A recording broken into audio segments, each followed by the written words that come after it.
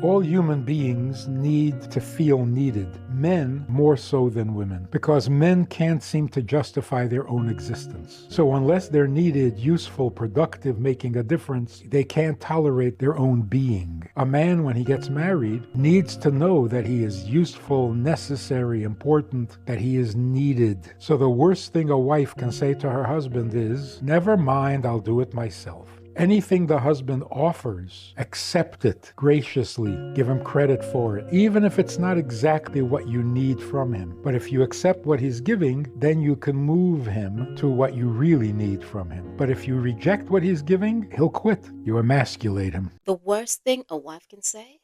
No, the worst thing a wife can believe is that she exists to make a man feel useful. This advice is a perfect example of why women are conditioned to settle for less than they deserve. Because let's be real, if your relationship only works when you shrink yourself, soften your needs, and stroke his ego, is that a relationship?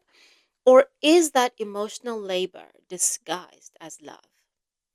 Notice how women are taught to be of service while men are simply taught to exist.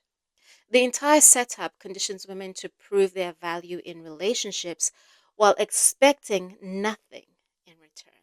And you know that moment when a woman finally says, "Never mind, I'll do it." That's not just frustration, that's 40 billion silent pleas that were ignored.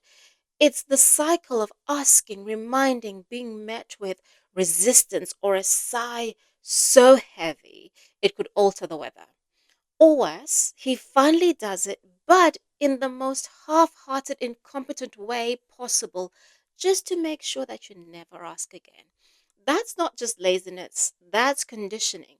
That's how men train women to stop asking for what they need and then act shocked when the woman they've trained to live without them suddenly realizes that she doesn't need them at all.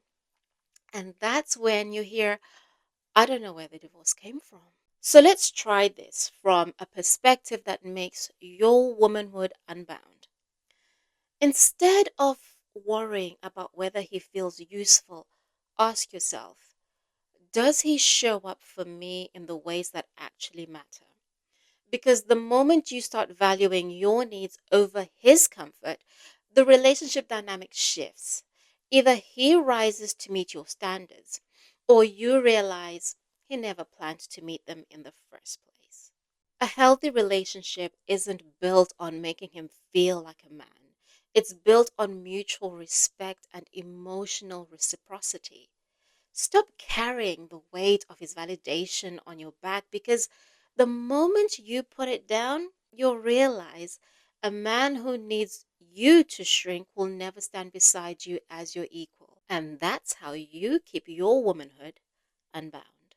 So tell me, have you ever caught yourself putting his comfort over your own needs? Let me know in the comments and like and follow for more.